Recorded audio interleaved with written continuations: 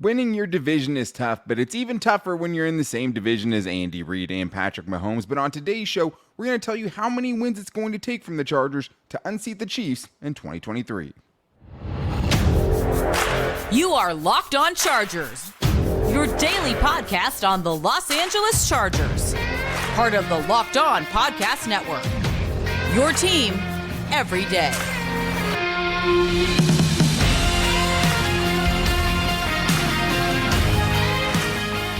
What is up, and welcome into the Locked On Chargers podcast. I'm your host, Daniel Wade, joined as always by my co-host, David Drogemeyer, and we've been covering the Chargers together now for 7 seasons, but this is our 5th season as a host of the Locked On Chargers podcast, bringing you your team every day.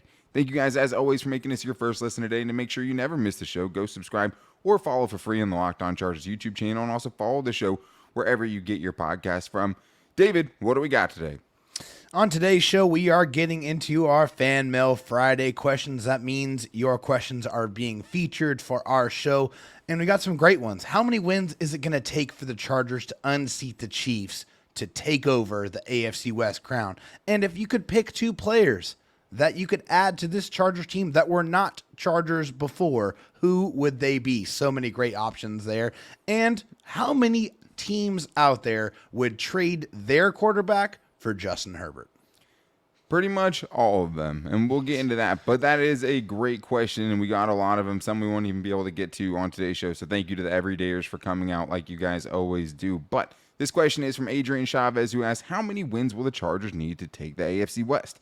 I predict they will need 12 going into Week 18, and will need to beat the Chiefs in the last game to take it. So that, I mean, probably, is a likely scenario that it's going to come down to those last few games of the season if you're talking about going and winning the division. But it's a great question because the Chargers haven't done it since 2009. So, David, how many wins will it take in 2023 for the Chargers to finally get over the hump?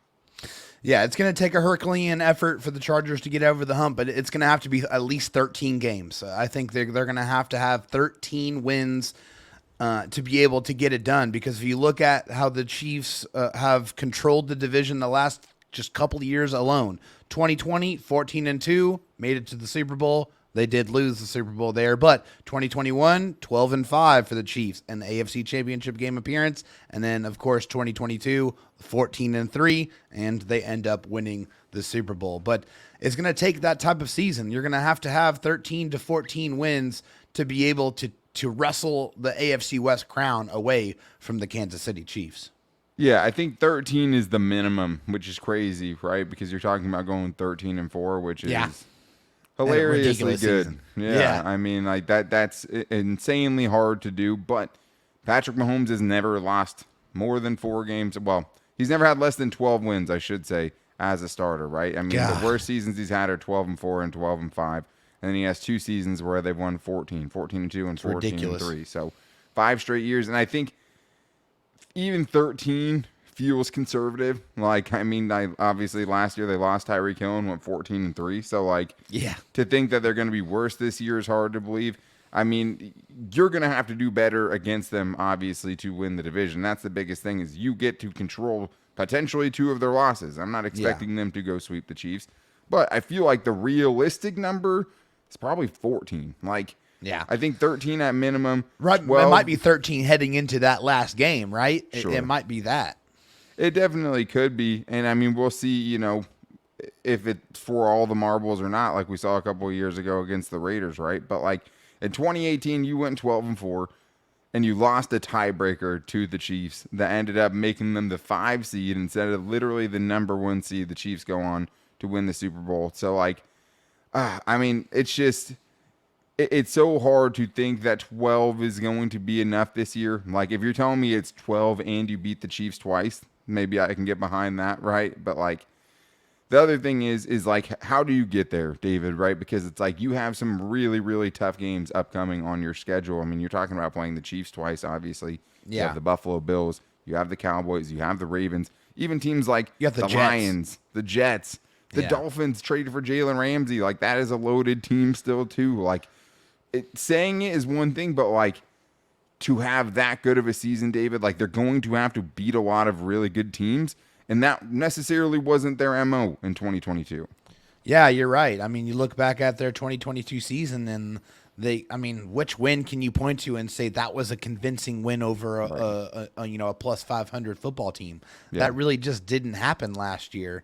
And so, yeah, this year, and also I think a big part of, getting to that overall record is handling your business inside the division. It's not just about beating the Kansas City Chiefs. It's not splitting with the Raiders. It's not splitting with the Broncos when you have the ability to sweep those teams. It's time to, if you want that record, if you want to get to that level to where it's going to take to be able to challenge the Kansas City Chiefs for the AFC West, you're going to have to handle your business in the division.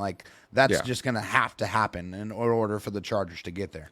Yeah, and last year they were 2-4. I believe the year before that, when they beat the Chiefs one of the games, they still went 3-3 inside the division. I mean, if you're going to win the division, it's hard to imagine you could do it with less than a 4-2 record inside. Yeah, you got to dominate, right? And it also feels like one of those wins has to be against the Chiefs. It does, right? Yeah, or else you're giving them a tiebreaker situation. We all know how that played out the last go around. So I think you're trying to stay away from that as close as possible. But you know who would help the Chargers win the AFC West in 2023? Randy Moss in this prime, right? That would be great. I think if they had Randy Moss, I'd feel a lot better about it. Let's hear what Atir has for us this week. Dan, David, this is Atir. I love you, my boys. Fun question. Pick one running back, one wide receiver in their prime to play with Justin Herbert. Did not play for the Chargers. I'm taking TD. I'm taking Randy Moss. Let's go. We averages 45 points a game. Make your pick. Love you, my boys. I love you, Atir. Always. And you always make it on the show. But it's a great question. I'm guessing you're talking about Terrell Davis, which would definitely not be my pick. But, I mean, obviously a great player in his own right. But I love Randy Moss. I'm going to go with someone other than Randy Moss. But Randy Moss would have definitely been up there. I mean, thinking of those two guys paired together, right, is obviously something that I would love to see. Yeah. David, if we're going to try and make the dream team right now, who are the two guys that you're adding? Yeah, so if I'm taking two players that are not currently on or never been on the Chargers ever before in their prime, I'm adding a absolute bell cow destroyer of a running back by the name of Adrian Peterson.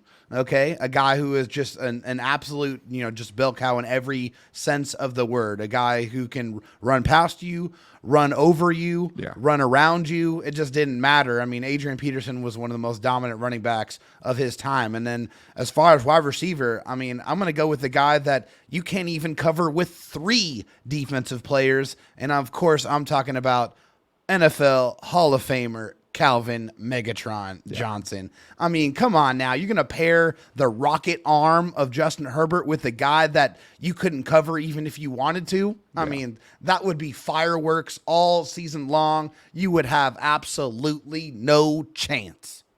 Yeah, I love Calvin Johnson. That's who I would go with, too. I mean, if I'm not going Randy Moss, I mean, I think it's probably, between those two dudes, you couldn't go wrong.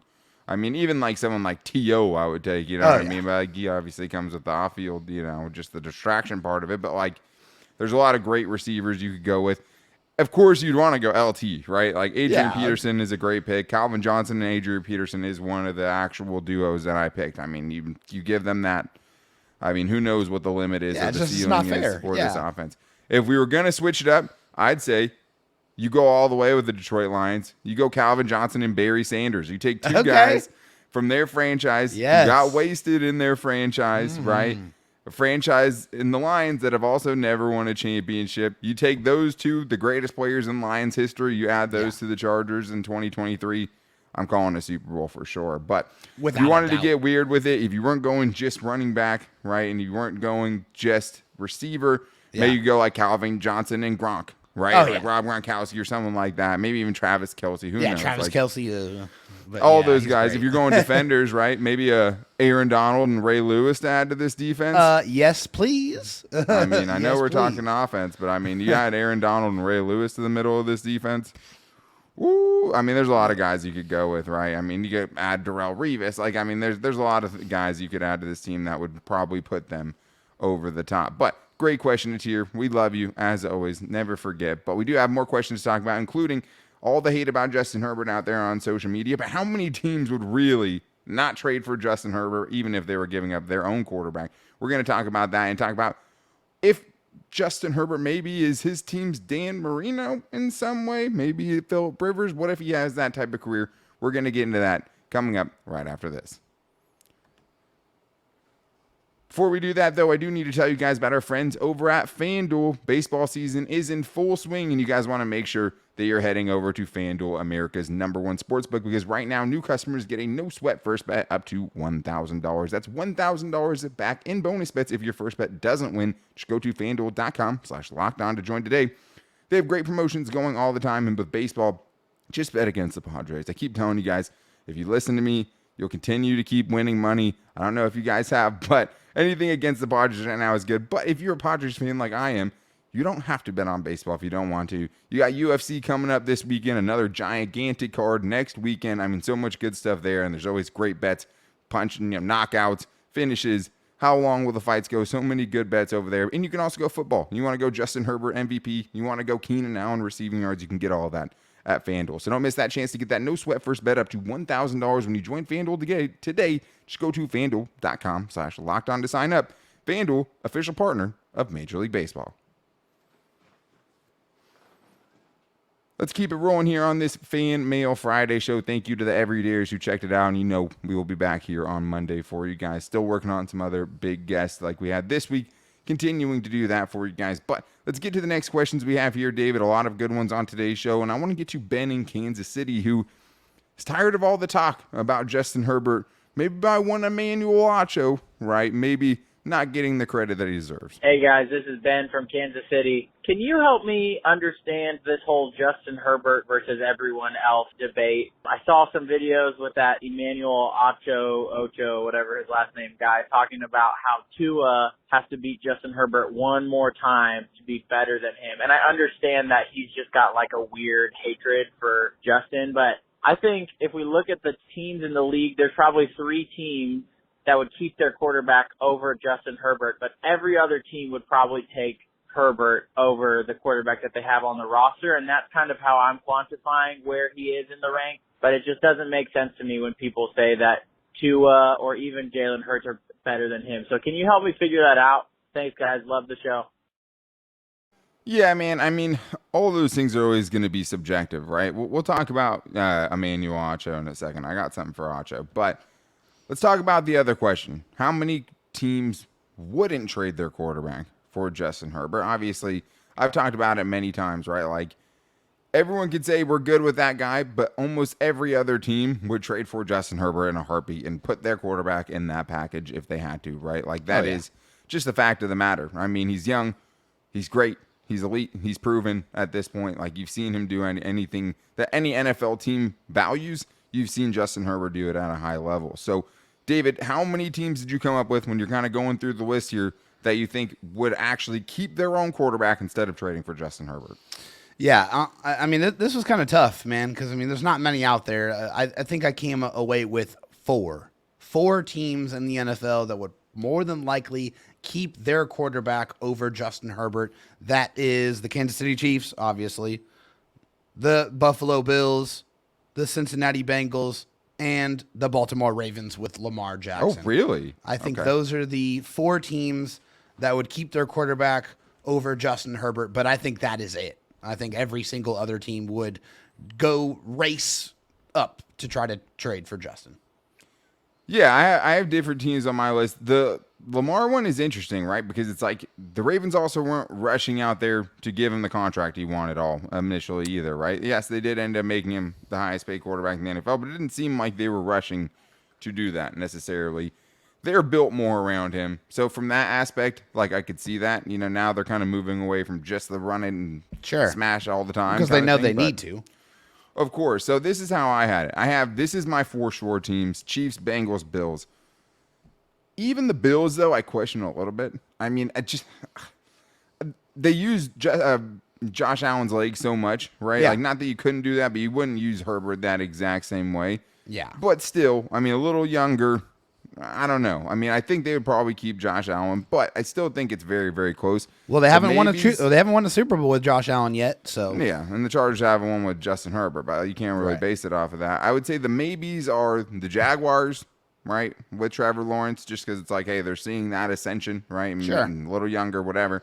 Yeah, and the Eagles, right, because they built that offense around Jalen Hurts, and we saw, he put up an outstanding performance in the Super Bowl, right? So, like, you've seen it. A great year, too. too. It works. Yeah.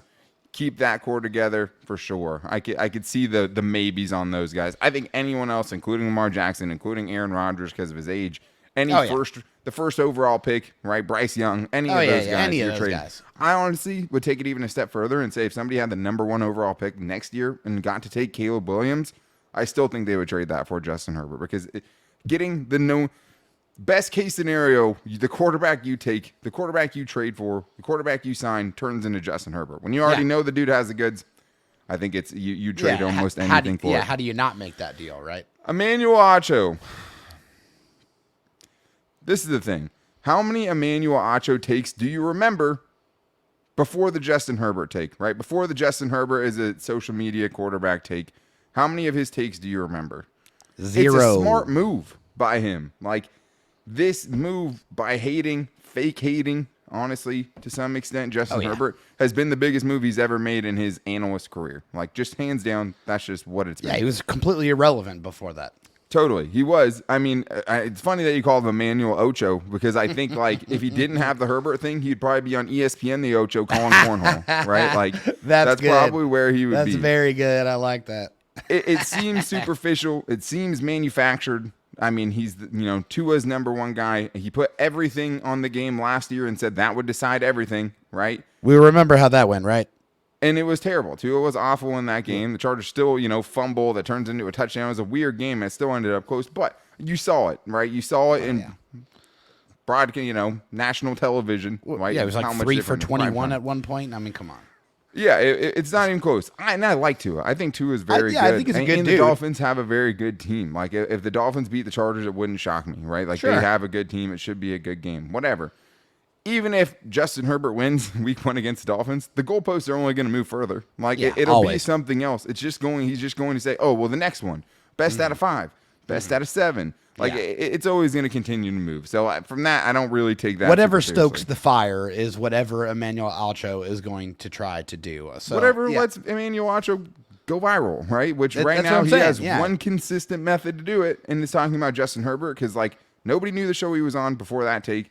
Nobody knew really who this dude was. That take put him on the map. He's smart for running with it, to be honest. But let's squeeze another one here. Colby Talbert, who asks, let's say Herbert has a career with the Chargers similar in stats to Mahomes, but never gets a Super Bowl ring, but does get 1 MVP. Does he get considered the Chargers GOAT, or does LT still hold that? What do you think?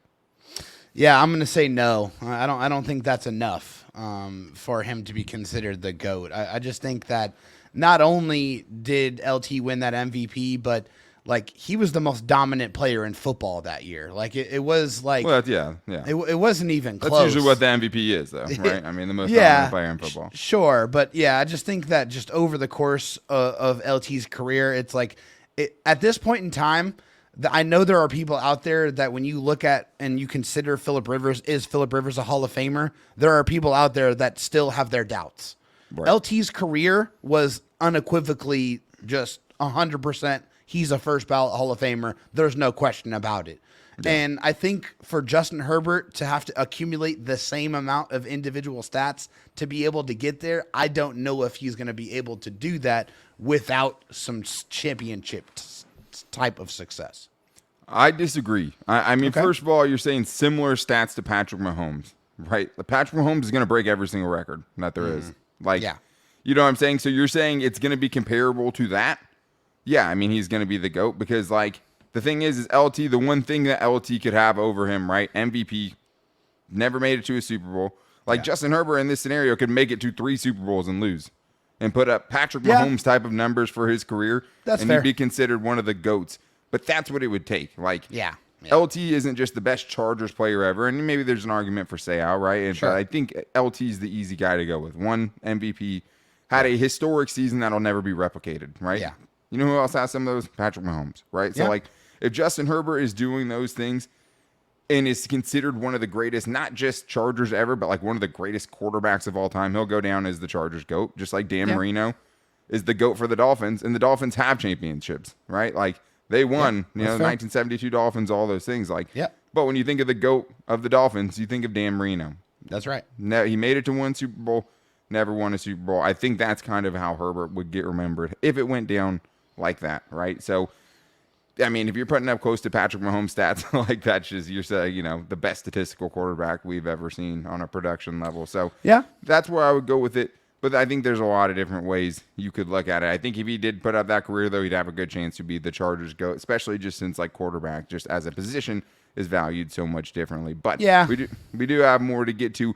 A few more Fan Mail Friday questions we have to get in on today's show because you guys asked so many good ones. So we're going to be talking about if things are really all doom and gloom in 2024, if Tuli Tuipulotu could be ready to take over that starting role at edge next year, coming up right after this.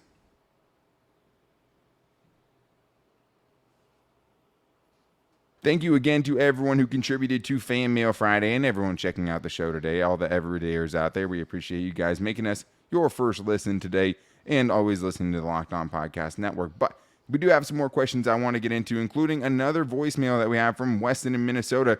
David, maybe we've been a little bit too doom and gloom, right, on the Chargers in 2024 because of the cap situation and saying that, hey, this is the last year for it. Are they really doomed? Let's hear what Weston has for us.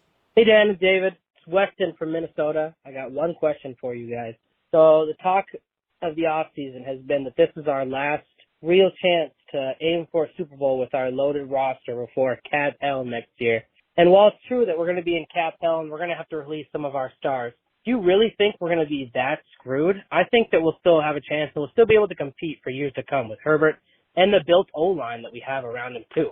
Not to mention Kellen Moore doing good as well. Let's hope.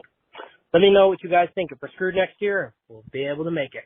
Thanks, guys. Bolt up. All right, David, what do you think?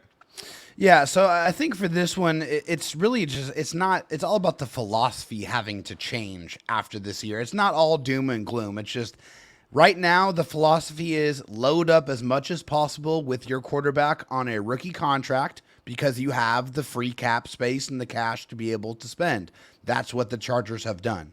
Now, once this Justin Herbert contract gets done, they're going to have to change that philosophy to having to work with a quarterback that has a massive contract. That's going to take a large portion of your cap away. So then your focus is going to be less on free agents and more on draft and development. That's going to be where you're going to have to really invest heavily resource-wise and make sure that you're very intentional and selective on your picks. You got to make sure you're going to get guys that you're going to be able to get premium production out of because you are going to be cap strapped. You're going to have to also be very particular on which free agents you do decide to come in because your resources are going to be limited. The Chargers are not going to be doomed. They just got to have to change the philosophy.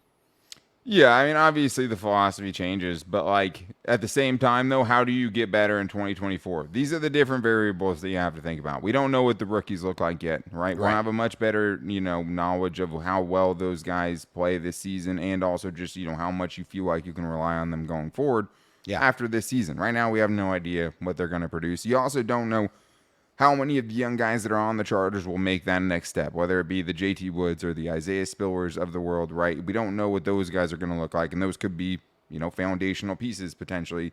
You don't know at this point. My question has been this with 2024. It's not doom and gloom because you might have to lose, a Mike Williams and a Khalil Mack, right? That's going to be huge, huge losses. You still have Justin Herbert, right? You're still going to have Justin Herbert and either a combination of Keenan Allen and Quentin Johnston, probably, right? Or Mike Williams and Quentin Johnston going forward. So, it's not going to totally derail the offense more than likely. You still have Josh Palmer under contract next year, right? My thing is just how do they get better, right? Assuming that this year they come up short, right? How do they close the gap on those other teams when you're $60 million over the cap right now? Justin Herbert's contract, we've talked about it before.